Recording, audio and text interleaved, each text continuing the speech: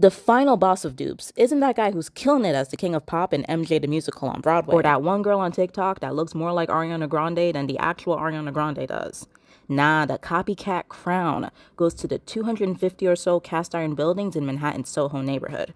What do I mean? Well, New York City's always making history. This is founded by NYC on the street. For much of human history, if you wanted to make a big, flashy, decorative building, you made it out of stone. As with any level of intricate craftsmanship like this, it required a lot of skill, time, and money to produce. But by the mid-1800s, technology had progressed enough to where you could mimic the look of these intricate carvings and designs just by melting iron and pouring it into a mold, or a cast, with the type of design you wanted to achieve. So now you could put up fancy-looking buildings at the fraction of the time and price that it traditionally took.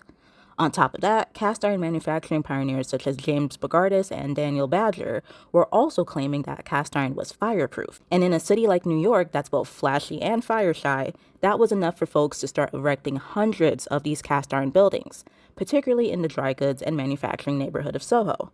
But every dupe has its downside, and cast iron construction had two main ones. The first being that cast iron is a relatively brittle building material that collapses under too much tension and melts under too much heat, like in a massive fire.